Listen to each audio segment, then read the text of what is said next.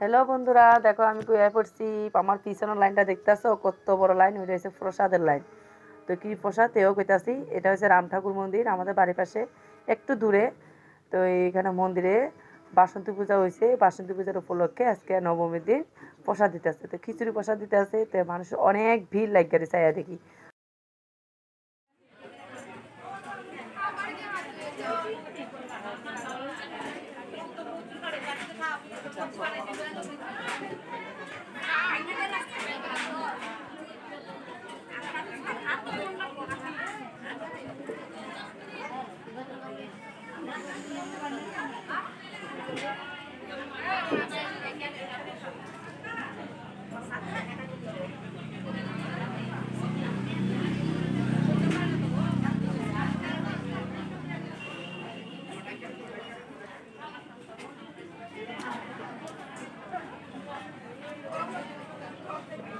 ওইখানে প্রসাদ দিচ্ছে। কোনখানে প্রসাদটা এসে নিতে গেলে হইতে পারবো না, শেষ হয়ে যাবে। শেষ হয়ে যাবে।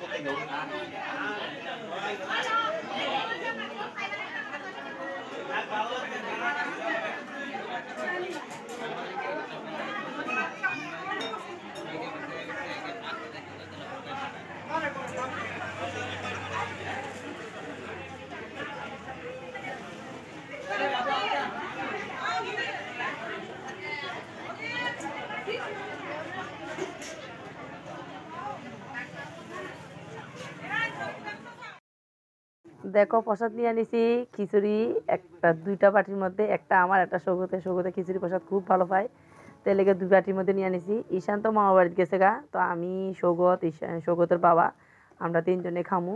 তো একজন বাড়ির পাশে একটা লোক ছেলে আইসে না, তো হের মা একটু কাজে বাইরে গেছিল, তো হের লেগে একটু নিয়ে নেবো, এখান থেকে নিয়ে একটু দিয়ে দেবো ভাগ্যটা। তো দেখো, দেখছো আমরা নেওয়ার পরও কত ভিড় মানুষ। কে কে বাসন্তী পূজাত গিয়ে এত ভিড় দেখছো একটু কমেন্ট করে জানাইও। ওইখানে আমরা যেখানে গেছি ওইখানে একদিন ফ্রাইড রাইস খাওয়াইছে, একদিন খিচুড়ি, একদিন খাওয়াইছে সিন্নি। তো খুব ভালোই লাগছে। আমরা প্রসাদ নেওয়ার পরও আরো অনেক মানুষ আইতে আছে, মানে লোক দাঁড়াইতে আছে, দাঁড়ায় দাঁড়ায় প্রসাদ দিতে আছে। খুব ভালোই লাগছে। প্রসাদটা খুব স্বাদ হয়েছে, এত স্বাদ হয়েছে মানে কুয়ার মতন নাই, যেমন মায়ে পুরা মার ভক্তি আছে এখানে প্রসাদের মধ্যে। খুব ভালোই লাগছে। তো আমরা প্রসাদটা নিলাম, আমি তো চারিদিকে দেখলাম, দেখে দেখে সেরা বেশিক্ষণ না থাকতে নগদের জায়গা। প্রসাদটা নিয়েই প্রসাদ টসাদ নেওয়া হয়ে গেছে গা, এখন বাড়ির যাবো গা তাড়াতাড়ি, কারণ অনেক লেট হয়ে গেছে। দুপুরবেলা আসি খুব রৌদ্রের মধ্যে ঠান্ডা কইরা পূজাটা দিয়ে মতো আয়া পড়ছি। তখনই গিয়া প্রসাদটা খামু, বাড়িতে গিয়া খাইয়াটা একটু রেস্ট করুম। সুগত তো দাওয়াতে যাওয়ার ইচ্ছা নাই, কইতেছে মা আমি আর একটু প্রসাদ দিমু, আবার একটু লাইনে দাঁড়ামু। তা আমি কইছি যে না, দেরি হইতেছে। তো কইছে না, কিচ্ছু হইতে না, ওই দেখো প্রসাদ দিনের লাগে আবার লাইনে দাঁড়ায় গেছে। তো বন্ধুরা, আজকে ভিডিওটা এখানে শেষ করতেছি। Tata, bye bye.